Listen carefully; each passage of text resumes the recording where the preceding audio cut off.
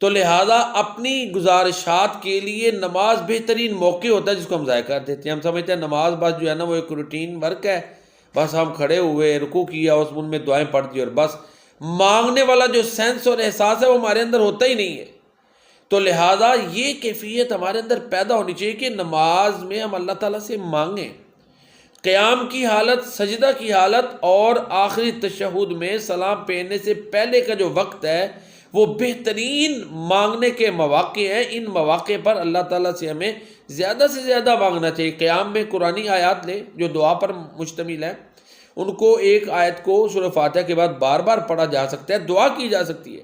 اور پیارے نبی کریم صلی اللہ علیہ وسلم تو جب کوئی ایسی آیت آتی جس میں عذاب کا ذکر ہوتا اللہ تعالیٰ سے پناہ مانگتے، اور جب نعمتوں کا ذکر ہوتا سوال کرتے۔ یہ مجھے اور آپ کو سکھایا گیا ہے کہ قرآن کریم کی جب آیات پڑھنی